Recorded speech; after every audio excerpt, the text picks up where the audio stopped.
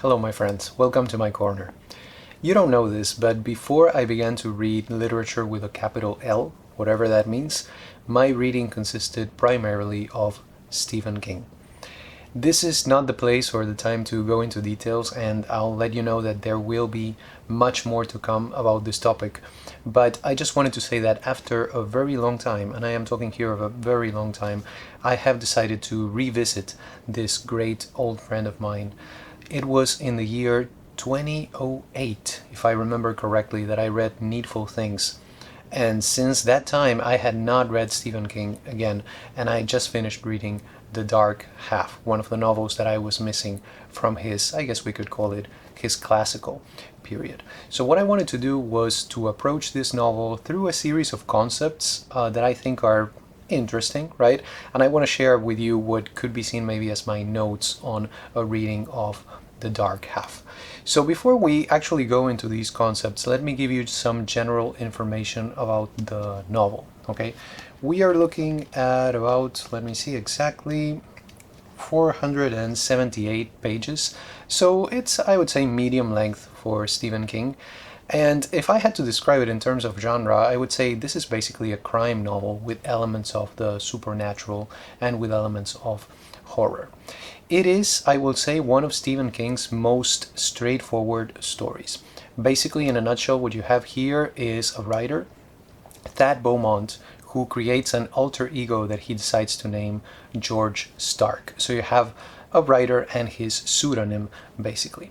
Thad writes pretty light stuff, quiet stuff. George, on the other hand, writes more violent stuff, crime novels that actually sell. So it is thanks to George that Thad can make a living. So you have this split in his personality right there. And at one point, a fan realizes that George is actually Thad, and he threatens Thad with exposing him. So in order to avoid that, what Thad decides to do is to just tell the truth and to kill the alter ego officially and say, yes, I am George. Now, the problem here is that the alter ego, like any normal guy, right, refuses to die. So he becomes real and he starts killing people. Basically, only Thad can stop George, okay? And that's what the novel deals with, how he tries to do that. And with the help, of course, of his wife, Liz, and also Sheriff Alan Pangborn, who was also a character in Needful Things. So you could see why The Dark Half and Needful Things are also closely related because of this figure of the sheriff. So having said that, some basic information about the novel, let's look at some concepts and let's try to approach this text through some ideas about it.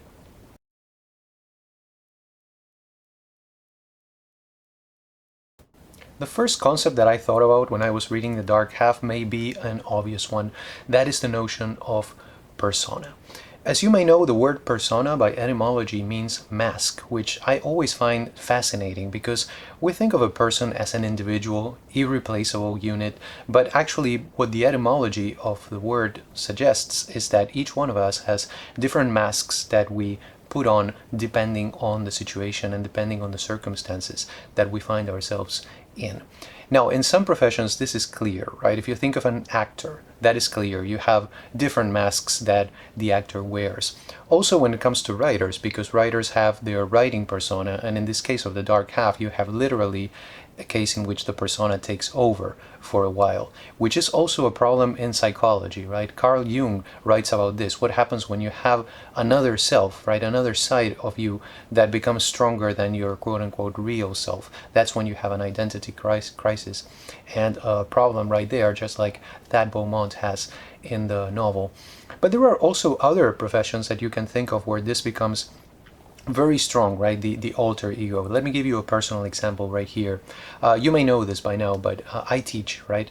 So, of course, in the classroom, I am a completely different person than I am in quote unquote. There are going to be many quotes here, okay? So I apologize for that. Once again, in the classroom, I am a very different person than the person that I am in my quote-unquote real life, right? Who am I really? Am I the person who is here in this room when the door is locked and nobody's here? Am I the person who's teaching, etc., etc.? This becomes very complicated. So to me, the question of the issue of persona is a very clear one, because I know that I am a different person when I teach. You could also say that I have a YouTube persona, right? Is this what you're seeing right now? Is this the real me? Or is the real me the person who, starts acting after I turn off the camera? Of course, the issue with celebrities is also very famous. Like one of my favorite examples of this issue of persona, and a very tragic one, is that of Marilyn Monroe. Marilyn Monroe, Norma Jean Baker. There we have another split, another case in which we have two different personalities. Having said that, I wanted to ask you if you have seen the movie Persona by Ingmar Bergman. If you have not, I highly recommend it. I will say that I think Persona is my favorite film by Bergman, but it's a very close call between Persona and Wild Strawberries. I think Persona is probably my favorite in terms of a cinematic work. The other one has more of a close connection to me as a person. But anyway, I would say definitely watch Ingmar Bergman's Persona, because this also illustrates this fascinating topic.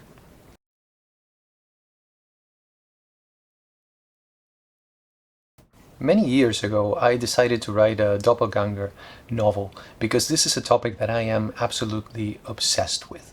The novel, by the way, is unfinished. I still have to figure out how to write the ending, which is something that happens to me most of the time when I try to write something. The ending for me is the most difficult part.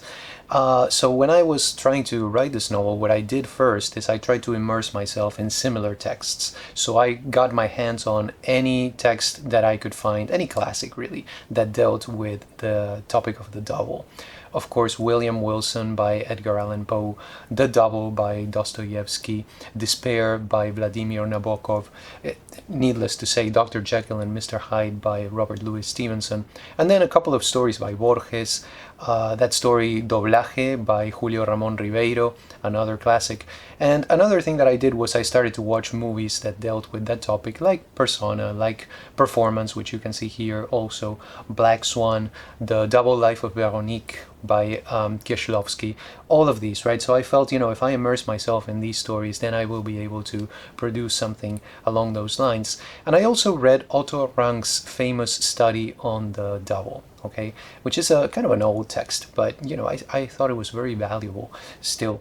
What we have here is that in most of these stories, right, if you read them, you will find a common denominator, and that is the fact that the double always stands between the original version of him and his woman. This is something that recurs in these stories, and you can see it in The Dark Half in a different way, but it is definitely there. The double, and in this case it is true also, this is something that Rank says in his study, the double is also a representation of the past. The past that refuses to be forgotten, right? The past that is not really past because it's not really dead and all of that. Another favorite topic of mine, but you see that also here in Stephen King's novel. The conflict, I think, when it comes to the double is this. We have a need for likeness on the one hand, and a desire for difference on the other hand. And we are kind of torn between that. We would like to connect. We would like to think that there are similar people similar to us. So maybe we have this fantasy of the doppelganger, right? But we also desire difference. So between that desire is when this figure exists. And that is something that have always found fascinating. And I have a personal story about a time in which I was confused for somebody else. So I guess maybe this happened to me during my childhood. So maybe that's one of the reasons why I am so interested in this topic. But maybe that's some kind of a theme or a topic for a future video. So we'll see.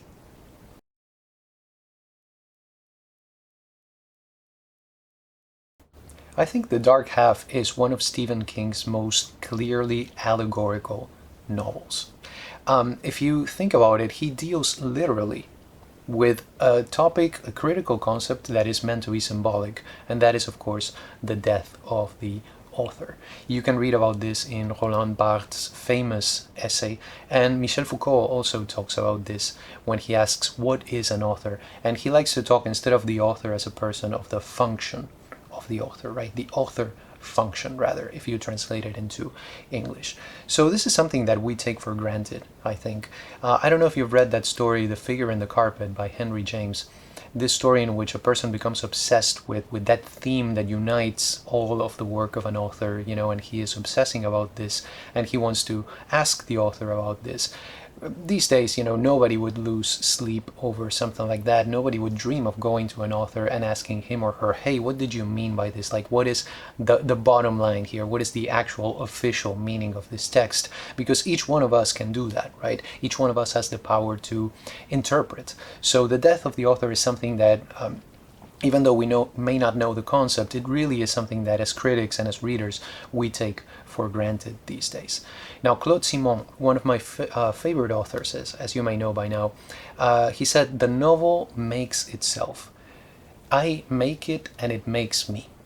Okay, please don't ask me the source for this because I honestly don't know where I got it from. But this is something that Claude Simon says. And in the novel, basically, the character of George Stark is created by his novels, right? Because the novels exist, the author must exist. And in this case, the author is not Thad Beaumont because he's kind of a lame author when you compare him to George Stark. So he exists. He is created by his texts. Now, he also must die. And that is the conflict of the novel. The Dark Half. Because of what Barthes talks about in The Death of the Author, he concludes that the author dies so that the reader can be born, right? So the price that we pay as readers for the fact that we can be born as readers is the death of the author. This is almost Christian, in its implications. But we're going to talk a little bit more about that in a second.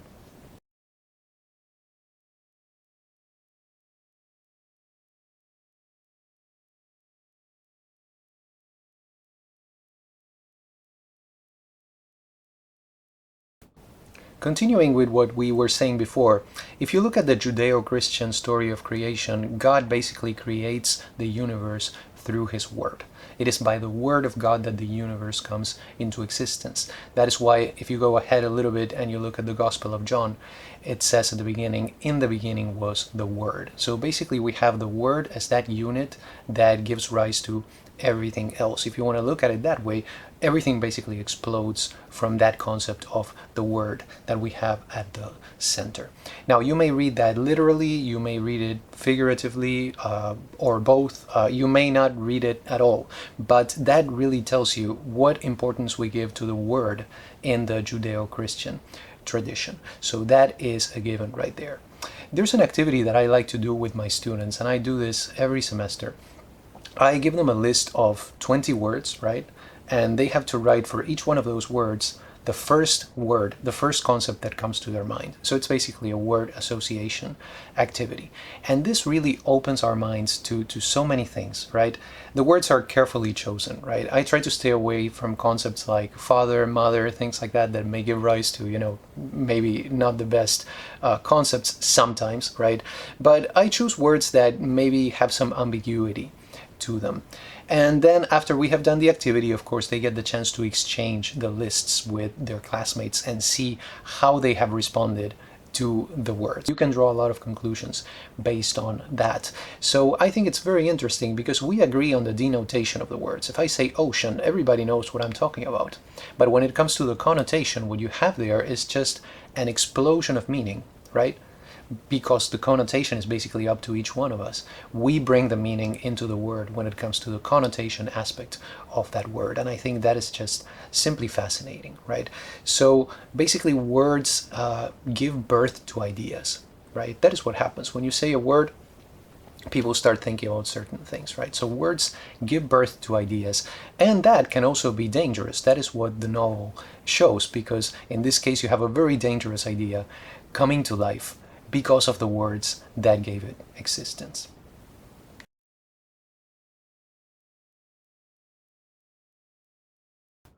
Our previous point also implies or suggests the power of the will, okay? If you think about it, George is basically born through an act of imagination. Thad wills him into existence as a way to cope with his insecurities. That is one of the reasons why he creates George, because Thad is awkward, but George is powerful, right? George is a type of Übermensch, a type of Superman side to Thad, right? It's the other side of his personality. So if you read that, right, it's the story of a kind of a Superman figure, an alter ego that comes into existence and starts killing people. You may think, well, isn't that kind of silly? Maybe at first sight, but is it really silly? One thing we have to think about is that there have been scientific studies that prove the power of affirmations. You know, people who are constantly affirming themselves, saying, I am successful, I can do this. That type of affirmation has been scientifically proven to help. And also, some studies suggest that prayer has power also, which is, we're dealing with the same thing, you know, imagination, affirmation, desire for something, this deep desire that makes us pray for something. Now, to desire something does not necessarily mean that it will come into existence, as we all know, right? But the process actually begins with that powerful desire. So I guess one of the morals, I guess you could say, that we could derive from the dark half is the good old moral: be careful what you wish for.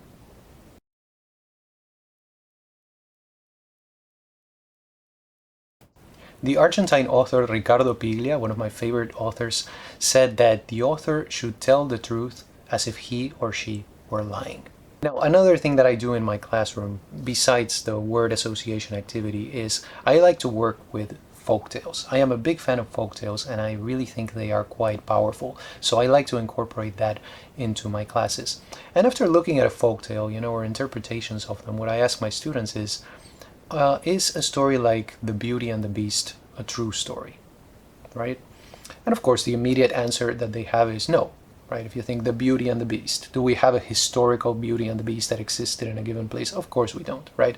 But actually, if you think about it, the answer to that question should be another question, namely this one: Jorge, what do you mean by a true story? Like, first we have to define the concept, right? What do you mean by a true story?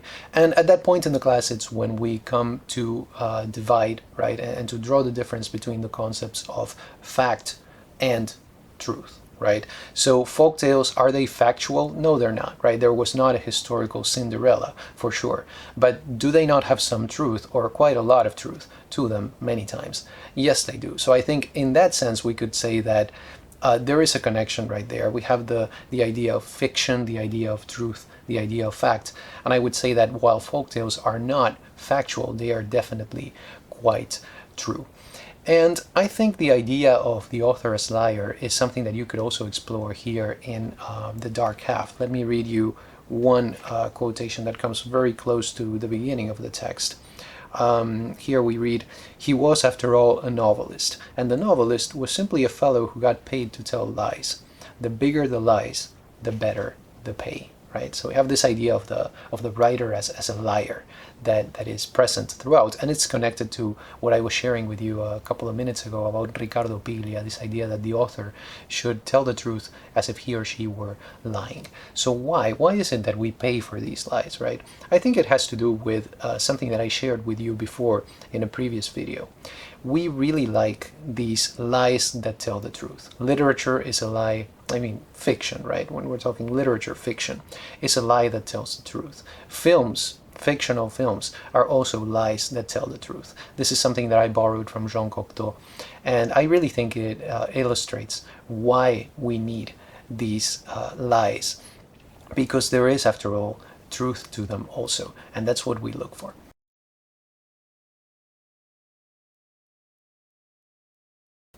There must be just about 1,000,000 answers to the question, why do people write? And I would say maybe even as many answers as there are writers. But in The Dark Half, what we have is the story of a man who literally must write in order to save his life. This is not symbolic. In this case, he has to write if he wants to save his life and the lives of the people that he loves. So based on this, I would say that the best reason to write is precisely that one: to save your life. Not in a literal sense, in your case, hopefully, but in a metaphorical one, right? There's a saving power to writing. They say that if you can live without writing, then just live without writing. You should write only when you have no choice, only when it is something that basically it's not your decision anymore. You just have this impulse and you have to do it. Now, if you could please tell me the source for that, I would be really, really thankful to you. I think I got it from somewhere. It sounds too good to have come out of my head. So I'm pretty sure I got it from somewhere. So once again, if you know where that comes from or who said that, please let me know. So those are some ideas that were inspired by my reading of Stephen King's The Dark Half. I really enjoyed the novel and I recommend it. It is very interesting for the same reason that his novel Misery is interesting, because it deals with the figure of the author and with the act of writing. So you have a lot of ideas to digest and to explore on those topics that are interesting to most of us. The movie is a very good adaptation of the text. It was directed by George Romero, the director of The Night of the Living Dead, of course. I would say if you want to, I can give you two things to look out for. I would say the initial dream sequence is very well done, and also the final scene, which I'm not going to reveal, but look out for that. The very final scene is also wonderful. So I thought it was a really, really good adaptation by Romero, who has worked with Stephen King many times. So that is also important. Do you have any questions, comments, recommendations, recipes? Just let me know. I hope you enjoyed this video, my 2 cents on Stephen King's The Dark Half. Thank you so much for stopping by, and have a wonderful day.